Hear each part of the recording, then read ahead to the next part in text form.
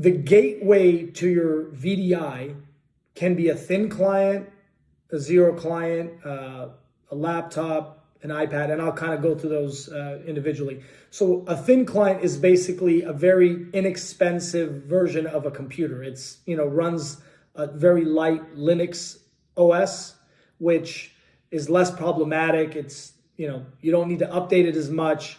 It's just a lot easier to maintain, and they're a lot more cost effective. So you can deploy those faster at a better price, and all its function is when you turn it on, it's the gateway to the cloud. So the Linux operating system says, okay, Obai is logging in now, connect him straight to the virtual desktop infrastructure, authenticate him with his username and password, two-step authentication, and now you're in the cloud. So it's that relay. And you could do that with that thin client.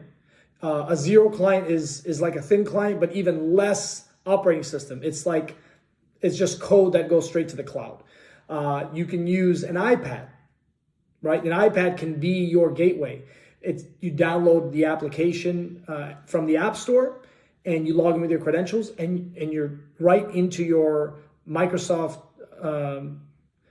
Windows 10 environment, or you can do Windows 11, but it's on the iPad. You can do it on an iPhone, you can do it on a Mac, you can do it on a laptop. So all these are just gateways to the cloud.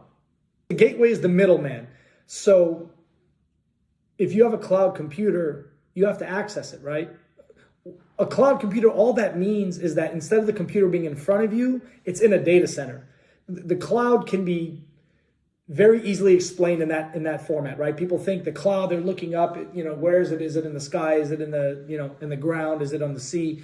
All it means is that instead of your computers being in front of you, they're in a data center, which has way faster internet, way better hardware, better processors, better security, and just better everything overall. So operating out of a data center is kind of the ideal method for almost everything across the board. And when you're accessing, if you have ever used Dropbox, if you've ever used Microsoft SharePoint or any other cloud service, that's what cloud is. They're just operating a data center that's very secure.